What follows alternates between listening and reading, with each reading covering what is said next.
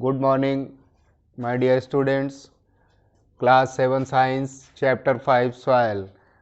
Video number 13 में आपको soil के बारे में बताया गया। आपका चैप्टर का नाम है the natural resources of soil. ठीक है तो ये सॉइल आप पढ़ रहे थे। आपको वीडियो नंबर 13 में व्हाट इज सॉइल बताया गया, सॉइल की इम्पोर्टेंस को बताया गया और बताया गया कि we can not survive without soil. बिना सॉइल के हम सर्वाइव नहीं कर सकते।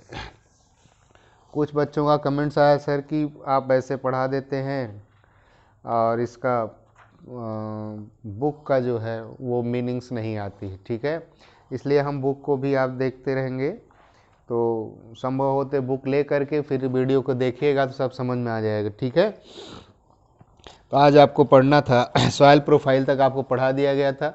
बताया गया the side view of layer of soils is called soil profile. आपको सॉइल प्रोफाइल पढ़ाया गया। तो नेक्स्ट आपका उसमें हेडिंग है आपका soil erosion.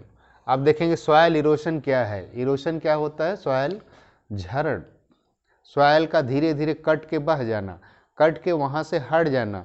The upper most layer आपको बताया गया ना सॉइल क्या है। Soil is the skin of the earth. Soil जो है ये पृथ्वी का, जैसे हमारे सब बॉडी का ये स्किन है, ऐसे पूरे अर्थ का स्किन क्या है? सॉइल। तो सॉइल क्या होता है? स्किन क्या है? अपर मोस्ट लेयर, हमारे बॉडी की सबसे ऊपर की लेयर है, परत है। तो ऐसे जो सॉइल है वो upper most layer of the earth, वो सबसे ऊपरी परत पृथ्वी की है। उसका एक स्थान से दूसरे स्थान पे चले जाना, बह जाना, समुद्रों या नदियों में चले जाना, तो उसको क्या कहा जाता है? Soil erosion. सॉइल इरोशन अब उसके तो मोस्ट ऑफ देखो सॉइल इरोशन होता कैसे है, उसका कारण क्या है। तो काजेज ऑफ सॉइल इरोशन। तो देखो फर्स्ट हेडिंग आपका क्या? Soil erosion. नेक्स्ट क्या है? कंजर्वेशन। तो सॉइल इरोशन मतलब मिट्टी का कटना, मिट्टी का बह जाना। फिर कंजर्वेशन मतलब उसका संरक्षण करना। किसका संरक्षण? मिट्टी का, कि मिट्टी बहे ना। तो अभी पहले तो हम उसका कारण समझ ले, जो सॉइल इरोशन हो रहा है उस किस वजह से हो रहा है, उसका कारण क्या है, व्हाट इज रीजन, है ना। तो पहले कारण समझ में आ गए तब उसका निवारण करेंगे। तो पहले हम उसका कारण समझते हैं। तो काजेज ऑफ सॉइल इरोशन, किस कारण से सॉइल का मिट्टी कटती है। तो फर्स्ट पॉइंट बता रहे डिफॉरेस्टेशन। पहला क्या होता है? डिफॉरेस्टेशन। डिफॉरेस्टेशन माने क्या होता है? Means deforestation means the cutting of the trees in large scale. पेड़ों का बड़े पैमाने पर कटना। हमने कहा था एक कीवर्ड होता है किसी भी डेफिनेशन में, तो आप वो कीवर्ड आप समझ लें कि cutting of trees in large scale. Cutting of trees in large scale, पेड़ों का बड़े पैमाने पर कटना ही क्या कहलाता है? डिफॉरेस्टेशन। तो डिफॉरेस्टेशन हम करते क्यों हैं, हमको ज़रूरत क्यों है? बहुत सारे लोग को लगता है यार खेत कम है तो पेड़ों को काट काट करके खेत अपना वहाँ खेती करते हैं। तो डिफॉरेस्टेशन जो होता है cutting of trees for the purpose of agriculture, industrial. कभी कभी हम लोग क्या करते हैं इंडस्ट्री के लिए, वहाँ फैक्ट्री बनाना है, कंपनी बनाना है, उसके लिए हम क्या करते हैं? पेड़ों को काटते हैं, है ना। या तो फिर बिल्डिंग ऑफ हाउसेस, हम कभी कभी अपने घर बनाने के लिए पेड़ों को काटते हैं। या तो road, making of the roads का जब बनता है उस समय भी बहुत सारे पेड़ों को काटा जाता है। तो क्या करें हम? अनावश्यक अननेसेसरी पर्पस के लिए हम पेड़ों को कटान न करें। अच्छा, पेड़ों को कटने से सॉइल इरोशन होता कैसे है, आप इस बात को पहले समझे। सपोज ऐसे ट्री हो गया, ठीक है, इसकी जो रूट्स होती है, ये जड़ें होती हैं, ऐसे जड़ें होती हैं प्लांट्स की या ट्री की, तो क्या करते हैं ये इसको बाइंड किए रहते हैं, बांधे रहती है ऐसे। तो ये यहाँ जो सॉइल है इनको कैसे जड़ें ऐसे बांधी रहती है। आपने ट्री को कट कर दिया, ट्री को यहाँ से कट कर दिया तो क्या सूख जाती है और फिर धीरे धीरे ये क्या करती है? जड़ें सड़ जाती हैं। तो ये मिट्टी क्या लूज हो जाती है, मतलब ढीली हो जाती है, और जब यहाँ बारिश होती है तो ये मिट्टी कट के बह जाती है। ठीक है, तो पहला रीजन क्या होता है? डिफॉरेस्टेशन। तो हमको क्या करना चाहिए? पेड़ों की अनावश्यक कटाई को रोकना चाहिए। हमको बहुत ज़रूरी हो, बहुत आवश्यक हो, तभी पेड़ों को काटे, अन्यथा नहीं काटना चाहिए। ठीक है, तो फर्स्ट रीज़न आपका ये हो गया। सेकंड रीज़न क्या है? Heavy rain and floods. Heavy rain, भारी बारिश के कारण या बाढ़ के कारण, बाढ़ आ जाती है। सपोज दैट जो ऊंची वाली ज़मीन है, हाईलैंड, ऐसे ये ज़मीन है, ये ज़मीन बनी हो ऐसा ऐसा। अब देखो यहाँ आप खेती कर रहे हो, आप यहाँ क्या कर रहे हो? एग्रीकल्चर कर रहे हो, क्रॉप यहाँ उगा रहे हो, बहुत सारे क्रॉप्स हमारे ग्रो हो रहे हैं, हमने यहाँ खेती किया हुआ है। तो ये ऊपर की लेयर जो है इसमें क्या है? ह्यूमस है। यही तो हमारी इम्पोर्टेंस है, यही लेयर हमारे लिए क्या है? बहुत इंपॉर्टेंस है। इसी में क्या कहते हैं, प्लांट ग्रो कर रहे हैं। बट क्या हुआ? हैवी रेन, बहुत ज़्यादा बारिश हुई। बारिश होगी तो क्या होगा? ये मिट्टी यहाँ से जब बारिश होगी तो ढीली होगी मिट्टी, और कट करके ऐसे ऐसे ऐसे ऐसे बह के कहाँ चली जाएगी? यहाँ नदियों में, नालों में, फिर जा कर के समुद्र में पहुँच जाता है। ठीक है, तो इस तरह से हैवी रेनफॉल या बाढ़ की कंडीशन में भी क्या होता है? ये मिट्टी कट जाती है। अभी आप समझ रहे हो कि यहाँ दो कंडीशन बताया गया, हैवी रेन्स एंड फ्लोड्स। तो ऐसा है कि हैवी रेन है तो फ्लोड्स होगा ही, जरूरी नहीं है कि कभी हैवी रेन हो और फ्लोड भी हो। तो कभी कभी क्या होता है, बारिश नहीं होती है फिर भी फ्लोड्स आ जाता है। कैसे आ जाता है? जो हमारे डैम बने हुए हैं, बड़े बड़े डैम बने होते हैं, डैम्स बने होते हैं, तो जब डैम का पानी छोड़ देते हैं तो वहाँ आसपास का जो एरिया होता है, गांव होता है, वहाँ क्या हो जाता है?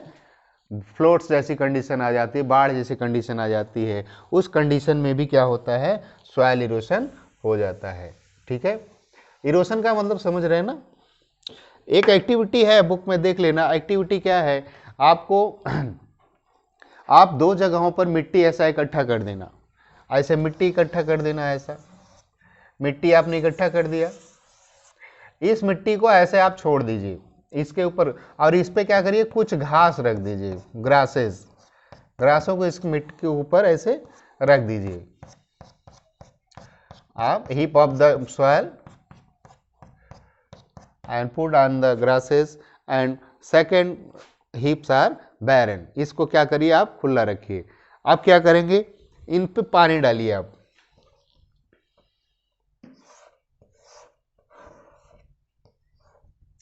यहां पानी टपकाइए। ठीक है, ऐसे पानी डालेंगे, इस पे भी डालिए, इस पे भी डालिए। तो आप ऑब्जर्वेशन करेंगे, क्या देखेंगे ऑब्जर्वेशन में?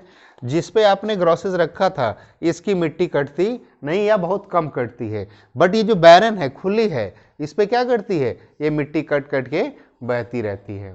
ठीक है, इसका मतलब क्या हुआ कि हमने जो कहा था डिफॉरेस्टेशन, तो कहने का मतलब है हमको ये जो यहाँ ग्रासेस थी इससे ढका हुआ था, या जो इस पे ग्रासेस उग गई, आप देखेंगे अपने आसपास जहाँ की ज़मीन पर ग्रासेस उगे होंगे, बारिश में वो ज़मीन ऊंचाई पे ही रहती है, और जहाँ नहीं रहता है वो थोड़ा उससे स्लोप हो जाता है, डाउन हो जाता है। तो ऐसा क्यों होता है? क्योंकि ये जो इसके ऊपर से ये रुकी हुई है, इसकी जड़ें जो हैं इस मिट्टी को बाइंड किए हुए रहते, बांधे रहती हैं, इसलिए ये लूज़ नहीं होती और बहती नहीं है, और ये बह जाती है। ठीक है, एक्टिविटी करके देख लेंगे, या तो दो हिप्स लगा करके, उसमें घास लगा करके, उगा करके, फिर पानी डाल के देखिए। थोड़ा लंबा प्रक्रिया होगा, एक आध महीने का हो जाएगा, 1 मंथ या 2 मंथ्स। ओके, अब कर रहा है पुअर फार्मिंग प्रैक्टिस। हाँ, पुअर फार्मिंग प्रैक्टिस। अब पुअर फार्मिंग क्या है? खराब खेती, खराब फार्मर्स कैसे हैं? उनका एक ही मतलब है कि वो ज़मीन को बैरन छोड़ देते हैं, खुला छोड़ देते हैं। और जैसे ज़मीन जो खाली है, जो खेत खाली हैं, उसमें क्या करना चाहिए? कुछ भी आप वेजिटेशन कर दीजिए, कुछ वेजिटेशन कर देंगे तो उससे क्या होगा? जो बारिश होगी तो उसमें कुछ ना कुछ वनस्पति है जिसके वजह से उसकी जड़ें बाइंड हुई रहती हैं, लूज नहीं रहती हैं, बारिश के कारण वो बह नहीं पाती है। ठीक है, इस तरह से उसकी सुरक्षा हो जाती है। ठीक है,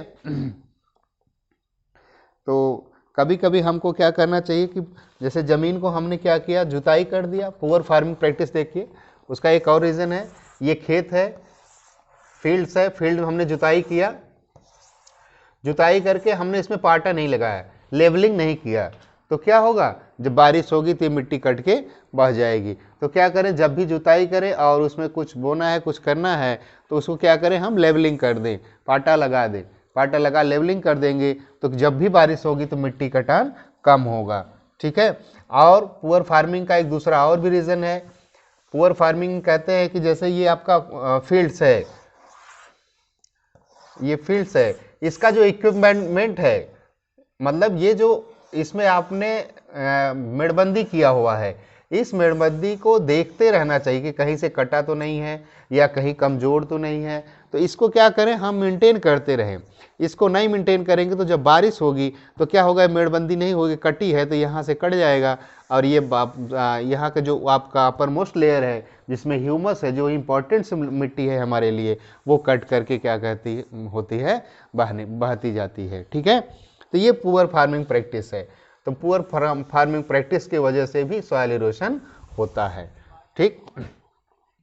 कंजर्वेशन ऑफ सॉइल। अब कंजर्वेशन क्या है उसको देखिए।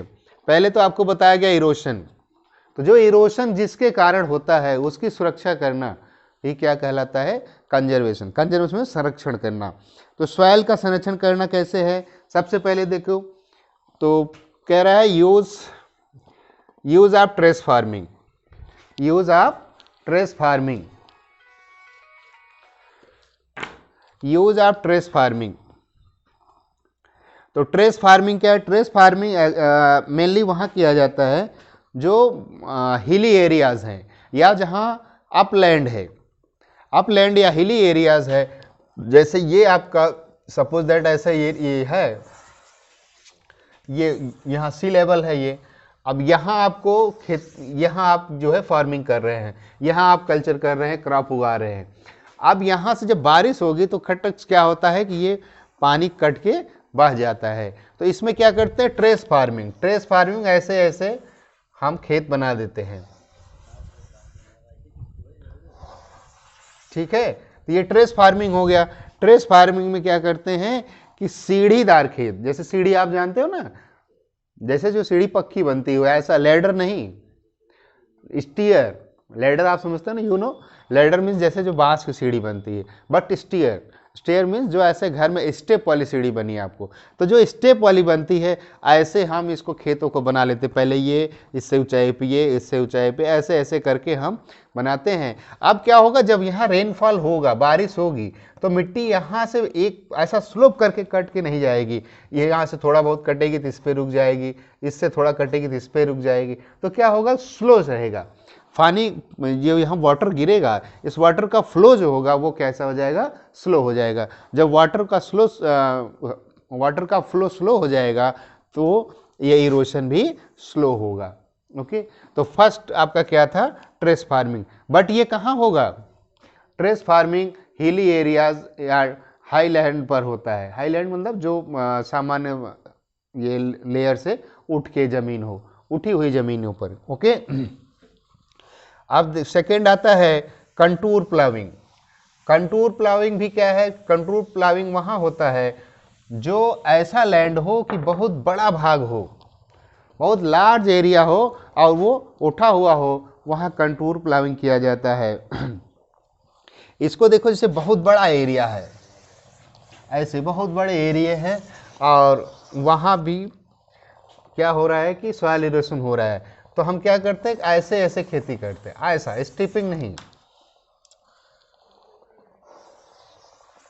ठीक है, ऐसा। तो उसमें क्या होता है कि अब यहाँ सीढ़ीदार नहीं, जैसे सा मीनार होता है, इसे चारों तरफ से बना देते हैं वो लैंड का। बात समझ में आ रही, जैसे वो आपने ट्रेस देखा, ट्रेस जैसा ही है, बट इसका ये जो हाइट होती है ना, इससे बहुत कम होती है। और ये ऐसा एकदम अराउंड चारों तरफ से ऐसे, और ये हाइट इसकी बहुत कम होगी। क्यों, क्योंकि ये लार्ज एरिया है, और लार्ज एरिया मतलब बहुत ऊंचाई नहीं है। जैसे उसमें क्या था, ट्रेस फार्मिंग आपने देखा, उसमें क्या था कि हाई लैंड था या हिली एरियाज था। बट ये कैसा प्लेन एरिया है, लेकिन वो जो सामान्य प्लेन है उससे थोड़ा ऊपर है। तो ऐसे करके इसको किया जाता है, इसके फार्मिंग, कंटूर प्लाविंग इसको कहते हैं।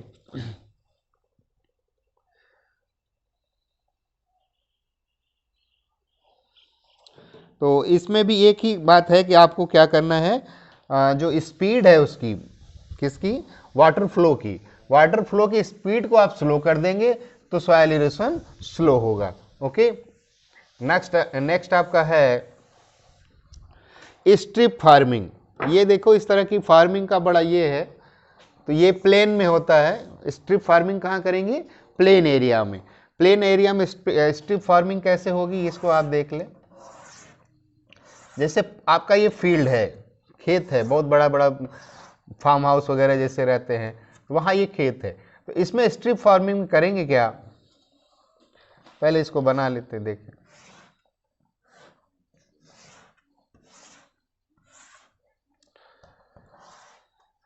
देखिए स्ट्रिप फार्मिंग करते क्या है, सपोज दैट ऐसा आपका फील्ड्स है, खेत है, ठीक है। जैसे इसमें आपने क्रॉप उगाया, इसमें क्रॉप उगाएंगे तो इसमें नहीं उगाएंगे, ठीक है। अब इसमें क्रॉप हो गया तो इसमें नहीं करेंगे, ठीक है। ऐसे आगे भी होगा, आगे ऐसे आप इसको नेक्स्ट आप समझिए, जैसे फिर ऐसे फील्ड होगा तो यहाँ फिर क्रॉप होगा, अब फिर यहाँ क्रॉप नहीं होगा। ऐसे हमने दो ही बताया, चलो अच्छा और बता देते, सॉरी, अब आपको समझ में आएगा, ऐसे नहीं आएगा। फील्ड्स को ऐसे डिवाइड कर लेते हैं, ये फील्ड्स हो गया आपका, सपोज दैट हमने इसको 3 पार्ट में कर दिया,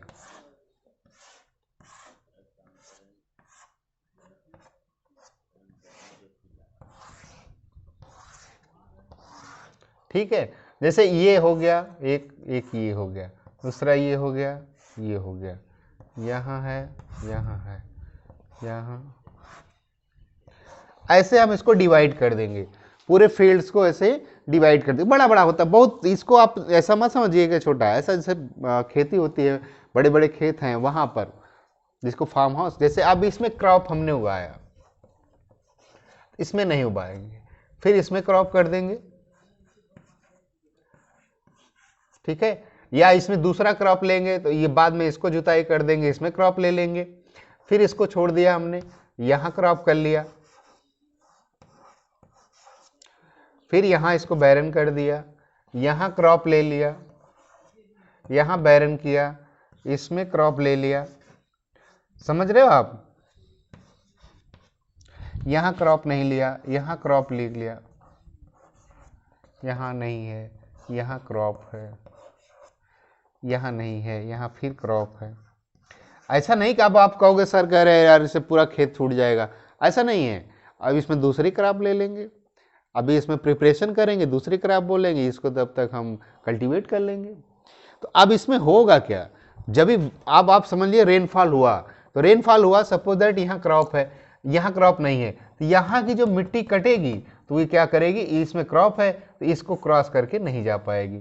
अब यहाँ भी नहीं जा पाएगी, यहाँ क्रॉस करके, चूंकि यहाँ भी क्रॉप है, यहाँ से मिट्टी कटी इसमें आई लेकिन यहाँ नहीं जा पाएगी, फिर इसके आगे ऐसे है, यहाँ क्रॉप है, ठीक है। यहाँ से भी मिट्टी क्या है, इसमें सॉइल जो है इरोड नहीं हो पाएगा। तो ये स्ट्रिप फार्मिंग, स्ट्रिप मतलब पट्टी, समझते हो ना, आपने पूरे खेत को पट्टी में डिवाइड कर दो, ये स्ट्रिप फार्मिंग है। ओके, अभी और क्या है, लास्ट का आपका है फॉरेस्ट्री। फॉरेस्ट्री देखते हैं हम।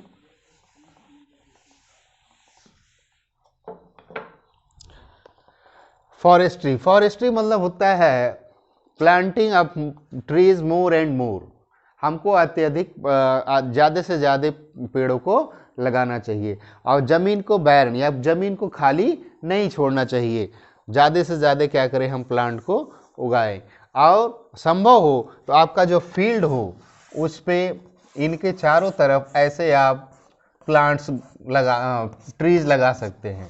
ट्री लगाएं, बट ध्यान ये दे, ये ट्री जो है एक्सेस वाटर लेने वाला ना हो, ज़्यादा से ज़्यादा वाटर लेने वाला ना हो, अन्यथा आपका ये ज़मीन भी क्या हो जाएगी, बेकार हो जाएगी, इसमें कोई फसल नहीं होगा। तो फॉरेस्ट्री क्या है, फॉरेस्ट्री आप, अच्छा पेड़ों को आपने लगाया, तो ये आप लगाते हैं, तो हमने अभी बताया था कि आपकी ये जो इसकी रूट्स होती है वो क्या करती है, बाइंड द सॉयल पार्टिकल, ये क्या करती है, सॉयल पार्टिकल को बाइंड किए रहती है। तो जब भी बारिश होती है तो ये क्या होती है, यहाँ की मिट्टी कटती नहीं है, क्यों, क्योंकि उनकी सारी जो सॉयल पार्टिकल है वो इनके रूट्स में फंसे रहते हैं, ठीक है। तो ये फॉरेस्ट्री है आपका लास्ट, जिससे हम सॉइल एरोशन को क्या कर सकते हैं, कंजर्व कर सकते हैं। अब आपको है सॉइल इन इंडिया, भारत में कितने प्रकार की मिट्टी पाई जाती है वो हम देखते हैं, ठीक है। सॉइल इन इंडिया, तो मेनली 6 टाइप की सॉइल इंडिया में होती है, ठीक है। कितने टाइप की? 6 टाइप की। फर्स्ट आपकी है एलुवियल सॉइल। फर्स्ट क्या है? Alluvial soil. एलुवियल सॉइल क्या है, कैसे होती है, किसकी बनी होती है वो देखें। Alluvial soil is the wide spread, most of the wide spread, ज़्यादा से ज़्यादा इंडिया के भागों में ये पाई जाती है और ये बहुत उपजाऊ होती है। इस तरह की मिट्टी क्या होती है, बहुत उपजाऊ होती है। और किसके द्वारा बनती है? रिवर्स के सेंडिमेंट, कह रहा है कि नदियों के द्वारा, नदी की जो तलहटी होती है उसके मिट्टी को ला करके जहाँ वो छोड़ देती है और उसी से ये, अब आप सोचोगे कैसे वो छोड़ देती है। तो सपोज दैट ये रिवर है, जब भी फ्लोट आता है, बाढ़ आती है, तो क्या होता है, इसका पानी आसपास के एरिया में फ्लो होता है। तो जब ये पानी इसमें आया तो पानी ऐसे फ्लो हो गया तो उसके साथ मिट्टी भी जाती है। आप देखोगे उस बाढ़ के समय में मिट्टी कैसे रहती है, मटमैली रहती है, वो मिट्टी ऐसे चली जाती है। अब यहाँ मिट्टी आकर के क्या हो जाती है, बैठ जाती है और पानी वापस चला जाता है। जब पानी वापस रिवर में चला गया लेकिन मिट्टी को यहाँ छोड़ दिया, जो ये मिट्टी छोड़ दिया यही एलुवियल सॉइल कहलाती है, ठीक है। और ये मिट्टी बहुत ही उपजाऊ होती है, मोस्ट फर्टाइल। मिट्टी कैसी होती है? मोस्ट फर्टाइल, ठीक है। तो इसकी ये देखो नॉर्दर्न प्लेन में, पूरे नॉर्दर्न प्लेन में एलुवियल सॉइल पाया जाता है। जैसे नॉर्दर्न प्लेन में कौन कौन सा आ गया? पंजाब, हरियाणा, उत्तर प्रदेश, वेस्ट बंगाल, आसाम और बिहार। ये मिट्टी इन जगहों पर पाई जाती है। सेकंड है लैटरिक मिट्टी। कैसी है? लेटराइट मिट्टी। सेकंड देखो, lateritic soil. Second lateritic soil. इस तरह की मिट्टी क्या है? Leaching up of the hills, ये पहाड़ियों के आसपास होती है, पहाड़ी जहाँ होते हैं वहाँ इस तरह की मिट्टी पाई जाती है। This is mainly contains the iron oxide, इसमें आयरन ऑक्साइड अधिक होता है, इसलिए इसका कलर भी कैसा होता है, कैसा दिखेगा, थोड़ा सा ब्लैक नहीं रहेगा, ठीक है। आयरन ऑक्साइड की, अब आपको पूछेगा in which soils found the iron oxide, तो आप लेटराइटिक सॉइल की बात करेंगे। लेटराइटिक सॉइल में आपको रेड ऑक्साइड की मात्रा अधिक होती है और ये हिली एरियाज में पाया जाता है। और ये ईस्टर्न और वेस्टर्न घाट्स में ज़्यादा से ज़्यादा ये मिट्टी मिलती है। Northern state it is very good for T, coffee and coconut, ठीक है। तो ये कैसे पाए जाते हैं? घाट्स में पाए जाते हैं, नॉर्दर्न और वेस्टर्न दोनों पर, ठीक है। नॉर्थ और, ये आपको ऐसे, ये इंडिया है, आपको पता है, नॉर्दर्न घाट्स, ठीक है, ये घाट्स, ठीक। ईस्टर्न ये पूर्वी और नॉर्दर्न घाट्स में पाए जाते हैं ये सब, ठीक है। ईस्टर्न और वेस्टर्न, सॉरी, इस घाट्स पे और इस घाट्स पे, ईस्ट और वेस्ट, ईस्टर्न और वेस्टर्न, सॉरी नॉर्दर्न नहीं, ईस्टर्न और वेस्टर्न घाट्स पर ये मिट्टी पाई जाती है। और ये लैटराइट मिट्टी किसके लिए अच्छी होती है? टी, कॉफ़ी और कोकोनट, ठीक है, रबर। ये आप कभी कभी पूछता है कौन सी मिट्टी किस फसल के लिए उपयोगी है, तो देखो किसके लिए है, टी, कॉफ़ी, है ना, कोकोनट, रबर, ठीक है। तो इन सब के लिए ये इंपॉर्टेंट मिट्टी है। अभी आपको देखिए थर्ड टाइप की मिट्टी कौन सी है? Black soil. ब्लैक सॉइल नाम से ही क्लियर है, इसका कलर कैसा होता है? ब्लैक। अब ब्लैक सॉइल किसके लिए सुपर अच्छी मिट्टी होती है? इसमें इलाट ऑफ ह्यूमस, ह्यूमस बहुत होता है इस मिट्टी में, ठीक है। और ये ग्रेन्ड होते हैं, डीपर फाइंड क्ले, इनका एकदम फाइन कैसे होते हैं ये, इनके कण जो होते हैं, ग्रेन्स होते हैं, वो कैसे होते हैं, फाइन होते हैं, बहुत छोटे छोटे होते हैं, और ये मिट्टी बहुत फर्टाइल होती है। Black soil is the best soil for the cotton crop, cotton के लिए बहुत अच्छी मिट्टी होती है ये। और इसकी प्रेजेंसी देखिए, ये मिट्टी ज़्यादा करके कहाँ मिलती है, मध्य प्रदेश, गुजरात, महाराष्ट्र, आंध्र प्रदेश और कर्नाटक, इन स्टेटों में। कभी कभी पूछता है ये मिट्टी किन किन स्टेट में पाई जाती है, ठीक है। तो कहाँ है, महाराष्ट्र, गुजरात, आंध्र प्रदेश, मध्य प्रदेश और कर्नाटका। अब सेकेंड आपकी है डेजर्ट या sandy soil, sorry red soil. Red soil देखिए, नाम से क्लियर है, रेड सॉयल, इसमें रेड ऑक्साइड होता है ज़्यादा करके, ठीक है। Due to the soil the presence of the iron oxide, जैसे आप आयरन ऑक्साइड इसमें भी था, बट ये कैसे था, वेस्टर्न घाट्स पे पाया जाता है, ईस्टर्न और वेस्टर्न घाट्स पर मिट्टी ज़्यादा होती है। इसमें भी रेड ऑक्साइड है,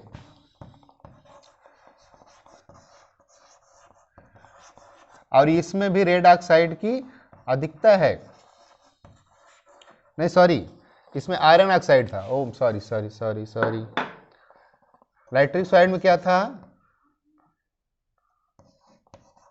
आयरन ऑक्साइड, ये हमेशा ध्यान देना। और इसमें क्या है, रेड ऑक्साइड, इसीलिए इस रेड ऑक्साइड के कारण इसका नाम क्या है, रेड सॉयल। रेड सॉयल देखिए, रेड सॉयल, ये रेड सॉयल जो होता है इग्नीशियस रॉक से बना हुआ। टाइप्स ऑफ रॉक आपको पढ़ाया गया होगा प्रीवियस क्लास में, क्लास 6 में है रॉक्स, तो उसमें जो इग्नीशियस रॉक है और उसके क्रिस्टलाइन से ये रेड सॉयल बनता है, ठीक है। और इस सॉयल में मॉइस्चर जो है लंबे समय तक नहीं टिक पाता है फाउंड। और ये देखिए मिट्टी कहाँ कहाँ पाई जाती है, आंध्र प्रदेश, तमिलनाडु, मेघालय, आसाम, मणिपुर, बिहार, ठीक है। और ये सब पार्टों में ये पाए जाते हैं। कोई अब आपका है, नेक्स्ट है डिजर्ट।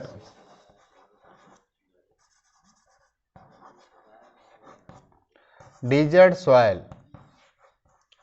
डिजर्ट मतलब जो रेगिस्तान हो, जहाँ पर मिट्टी पानी की बहुत कमी हो, वहाँ ये मिट्टी पाई जाती है। इसी को सैंड सॉयल भी कहते हैं, नाम से क्लियर है, सैंड, सैंड मीन्स क्या होता है, बालू। तो ऐसा डिजर्ट सॉयल जो होता है इसमें बालू के कण होते हैं, बालू से, बालू वाली बलुई मिट्टी जिसको कह सकते हैं आप, ठीक है, रेगिस्तानी मिट्टी कहते हैं डिजर्ट सॉयल। ये सॉयल जो होती है इसमें पानी को रिटेन करने की क्षमता बिल्कुल नहीं होती है, ठीक है। ये ऊपर सतह पे नहीं, बट इसके नीचे पर ये जो है पानी को धारण करते हैं, इसलिए ये ऐसे फसल के लिए अनुपयोगी है जो पानी में उगते होंगे, ठीक है। The sandy soil, the desert soil is the definition is the increase the bearing capacity, sharing strength, ठीक है। और इस मिट्टी में ज़्यादा से ज़्यादा करके क्या उगते हैं, कैक्टस। सैंडी सॉयल या डिजर्ट सॉयल में कौन से प्लांट्स उगते हैं, डिजर्ट कैक्टस, जैसे आपको नागफनी हो गया, ठीक है, या ऐसे प्लांट्स उगेंगे जिसको पानी की बहुत कम आवश्यकता होती है, जैसे बबूल या स्पाइन्स ट्रीज या प्लांट्स जिसमें कांटे वाले पौधे होते हैं, ठीक है। नेक्स्ट मिट्टी आपकी आती है माउंटेन सॉयल।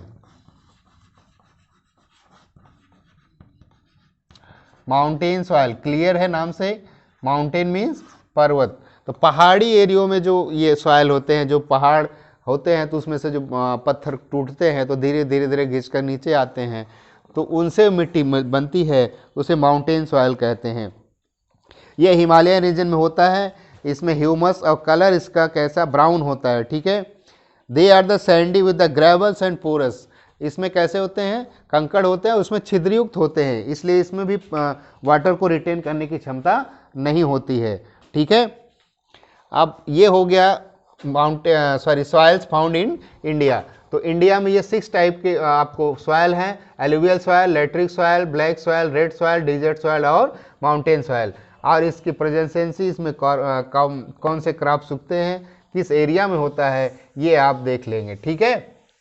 आप बुक्स के साथ देखेंगे तो सब आपको पता चलेगा। अब आपको लास्ट है कॉन्स्टिट्यूएंट ऑफ सॉयल। कंस्टिट्यूएंट का मतलब सॉइल में क्या क्या घटक हैं, कौन कौन से उसमें फैक्टर हैं। तो देखिए उसमें कौन कौन से घटक होते हैं। पहला होता है सॉइल वाटर। तो मिट्टी में जो होती है तो नमी रहती है, वो नमी क्यों कर रहती है, उसमें पानी रहता है, और वही जो वाटर है वही वाटर प्लांट के लिए उपयोगी होता है, जो कहाँ पर है, सॉइल में है। तो फर्स्ट कंस्टिट्यूएंट क्या हो गया, सॉइल, सॉरी, ठीक है, सॉइल वाटर, जिससे मिट्टी गीली होती है, बिना सॉइल बिना वाटर कैसे गीली होगी, ठीक है। Second air. अब आप सोचते हैं कि मिट्टी में भी एयर होता है, तो ये जो मिट्टी के कण होते हैं, पार्टिकल्स होते हैं, इनके बीच में स्पेस होता है, तो इन स्पेसों में क्या रहता है, एयर, ठीक है। अब सेकंड देखते हैं हम, ह्यूमस। ह्यूमस आप जानते हैं क्या, what is humus. Humus is a material of dead and decaying plants and animal. Plants और एनिमल जब मर जाते हैं या सड़ जाते हैं तो उनसे जो बनता है उसको क्या कहते हैं, ह्यूमस। और ये ह्यूमस जिस मिट्टी में नहीं होता वो मिट्टी क्या होती है, बेकार होती है, अनउपजाऊ होती है, ठीक है, अफर्टाइल होती है, ठीक है। और जिसमें होते हैं वो फर्टाइल होती है। और आपका है लिविंग ऑर्गेनिज्म। कुछ लिविंग ऑर्गेनिज्म, माइक्रो ऑर्गेनिज्म भी रहते हैं अपर मोस्ट लेयर में, सपोज जैसे अर्थवर्म है, टर्मिट्स हैं, ठीक है। इस तरह से बहुत सारे जो एनिमल्स हैं, लिविंग ऑर्गेनिज्म, माइक्रो ऑर्गेनिज्म है, वो मिट्टी में रहते हैं। और वह सभी हार्मफुल नहीं है। जो लिविंग ऑर्गेनिज्म है सॉइल में वो हार्मफुल सभी नहीं है, उसमें कुछ उपयोगी हैं। सबसे उपयोगी होता है अर्थवर्म, जिसको आपको फ्रेंड्स ऑफ फार्मर्स कहा जाता है, ठीक है, वो किसानों का मित्र भी कहा जाता है उसको, ठीक है। इस तरह से आपका ये सॉइल चैप्टर समाप्त हुआ। अब हम मिलते हैं नेक्स्ट वीडियो में नेक्स्ट चैप्टर के साथ। तब तक आप बुक ले लेंगे और नोटबुक, दोनों को साथ में लेकर के वीडियो देखेंगे तो अच्छे से आप नोटबुक बना पाएंगे और अच्छे से समझ में आएगा, ठीक है। Okay, bye, thank you.